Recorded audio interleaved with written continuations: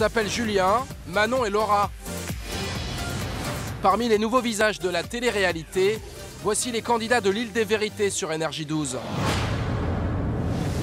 Amitié, passion et trahison. Gagner avec les gens qui me crachent dessus. T'es un bolo, t'es un bolo.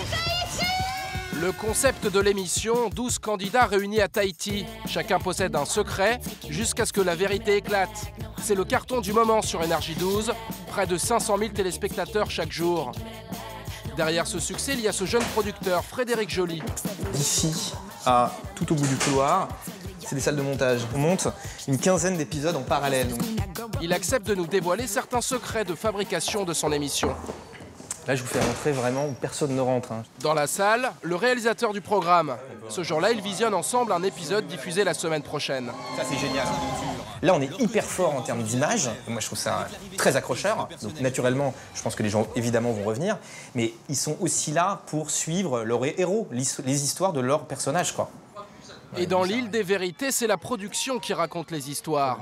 Sur le tournage ou un montage, à tout moment, les équipes de Frédéric Joly contrôlent le scénario. Quand la télé-réalité flirte avec la fiction. La télé-réalité s'est transformée, mais vraiment, et elle se construit, elle se produit avec un regard beaucoup plus feuilletonnant, où effectivement, il faut qu'il se passe des choses. Donc, naturellement, le rôle d'un producteur, le rôle d'un réalisateur, c'est ça, c'est faire en sorte qu'il se passe toujours des choses dans un épisode. S'il ne se passe rien, la culture du vide ne génère plus d'audience. Les recettes de l'audience, du soleil, des disputes, des filles sexy et des beaux mecs. Dans la nouvelle télé-réalité, fini les vrais gens. Love Story prend un sacré coup de vieux. Timmy, Fabrice Kenza et Christophe. 12 ans après les aventures de Loana sur M6, c'est Énergie 12 qui a repris le flambeau de la télé-réalité. Des programmes qui représentent jusqu'à 30% de la grille de la chaîne certains jours. Avec une émission devenue culte, Les Anges. Kim Kardashian, elle ouvre la porte et je la vois. Mon cœur, il faisait tout. J'ai failli m'évanouir. Les Anges, c'est le plus gros succès de la chaîne. 900 000 téléspectateurs ont suivi les aventures de Nabila. Coût d'un épisode pour Énergie 12, à peine 30 000 €. Jackpot. L'aventure commence maintenant.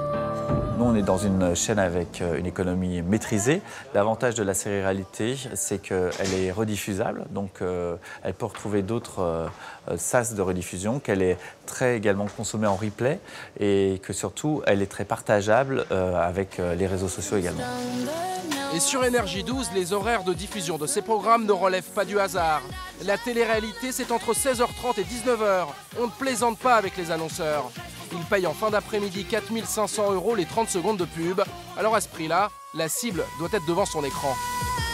Programmer la télé-réalité en fin d'après-midi, ça permet de toucher une cible d'adolescents et de jeunes adultes qui est déjà de retour au domicile et à un moment où les parents n'étant pas encore rentrés, ce sont eux en quelque sorte qui ont le contrôle de la télécommande.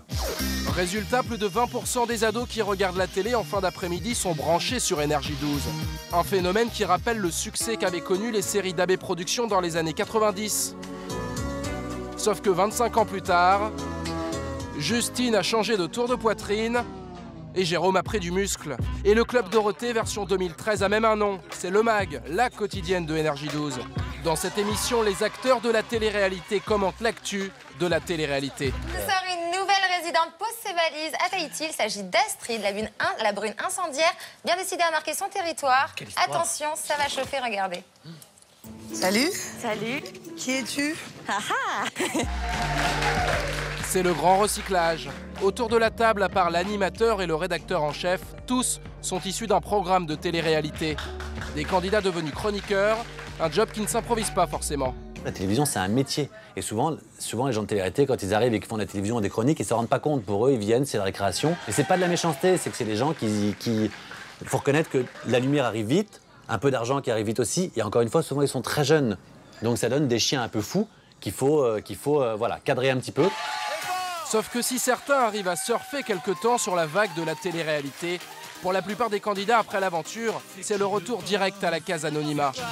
Si on considère qu'il y a eu 1 millier à peu près de candidats de télé-réalité en France, on voit bien qu'on peut compter sur les doigts de 2 mains, disons, les gens qui sont connus. Donc il y a énormément de losers, mais je compare souvent ça au loto, c'est pareil, mais les gens jouent en se disant peut-être que moi cette fois-ci je gagnerai, et pourquoi pas moi.